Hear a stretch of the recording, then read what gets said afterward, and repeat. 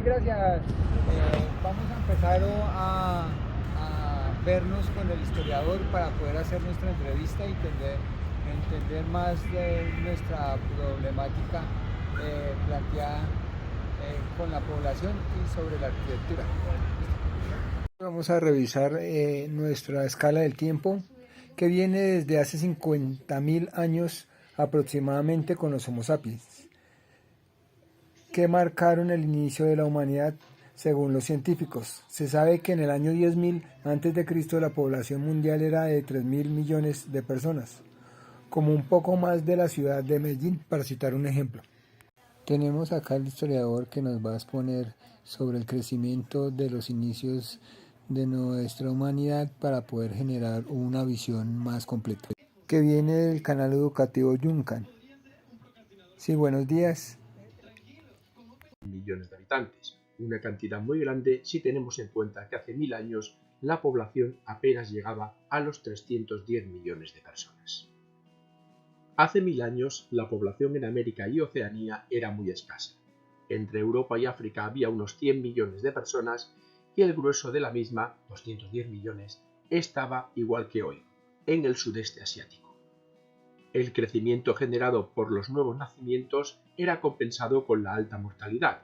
Las mujeres tenían más hijos que ahora, sobre todo por la falta de métodos anticonceptivos, pero la mortalidad infantil era mucho mayor. En esa época, en las Américas, con la explotación de la colonización, esto cambió muchísimo, ¿cierto? América. Ahí fue donde hubo un salto cualitativo en el crecimiento de la población.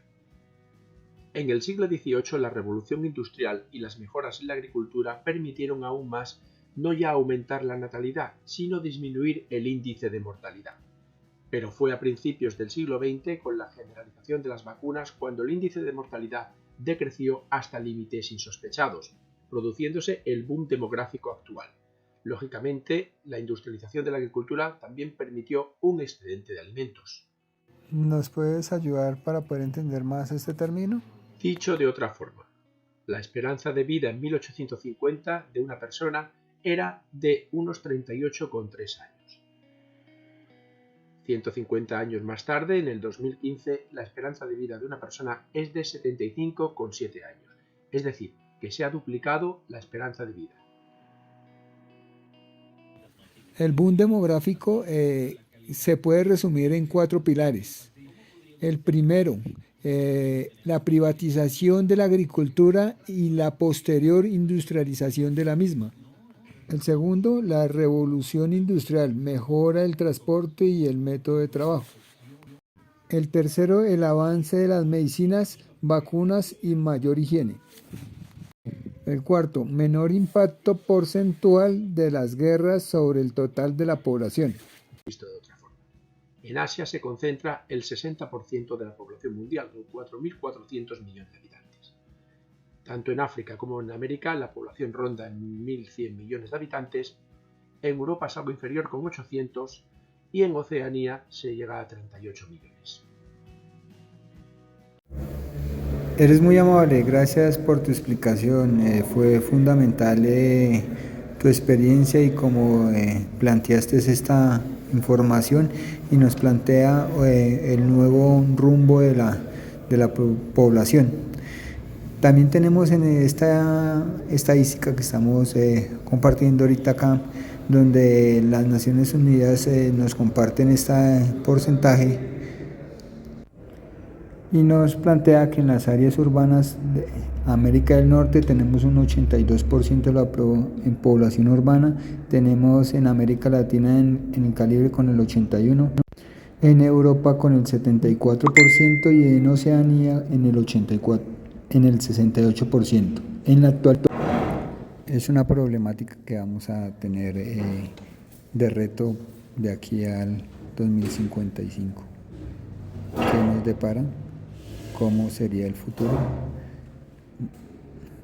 Mi compañero Diego nos expondrá sobre lo que viene y cómo. Buenas noches. En nuestro noticiero vamos a hablar hoy sobre la sobrepoblación y las viviendas del futuro. En este momento, alrededor de 7.200 millones de personas, el 80% de la sobrepoblación mundial, vivirá en ciudades en 2050, una sobrepoblación que convertirá el espacio urbano en un bien escaso, lo que obliga a represar un nuevo modelo de ciudad y de vivienda. Los arquitectos tienen que innovar, tienen que empezar a hacer espacios más cómodos, unos espacios que tengan unas virtudes, que sean unos espacios óptimos y que a cabalidad aprovechemos los espacios como tal. Tenemos que usar unas amplias zonas. Si cuando dormimos no utilizamos el salón social, debemos complementarlo para que ese volumen sea más grande para los dormitorios. Las casas en las que pensamos, los arquitectos como tal en estos momentos deben ser de mayor calidad, más eficientes y sostenibles. Además, los edificios deben ser capaces de generar la energía que consumen y así ser autosuficientes. Es muy probable que cada vez que necesitemos obreros en la construcción, en el futuro, las casas serán construidas por robots, no por obreros. También veremos cómo se utiliza la impresión 3D para generar tanto el material como para personalizar estos mobiliarios. Como tal, tenemos que ver que la inteligencia artificial va a tener mucho que ver en nuestra innovación en el 2050. La casa en la que viviremos dentro de 30 años será una casa inteligente, un hogar automatizado, en el que habrá decenas de dispositivos interconectados gracias a la capacidad de las máquinas de entenderse entre sí. Todos nuestros electrodomésticos también aprovecharán de esta inteligencia.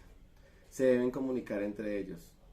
La domomática hará reservada a unas pocas viviendas, será universal. La iluminación se adaptará automáticamente a una función de la luz solar y la presencia de personas. Los toldos, persianas y cortinas se abrirán o cerrarán según las necesidades y las condiciones lumínicas y la temperatura. Un sensor de humedad se activará para el riego automático solo cuando sea necesario en nuestros jardines. Con todo esto podemos ver que la sobrepoblación mundial nos lleva a ser un poco más minimalistas, tener unos espacios más ergonómicos y que sean autosustentables. Tenemos que ver todos nuestros niveles de invasión, nuestros niveles de sobrepoblación rural en la periferia. Tenemos que ver cómo tenemos que solucionar estos problemas. Vamos a ir generando en este video un paso a paso de cómo estamos en este momento y cómo estaremos en el 2050. Buenas noches.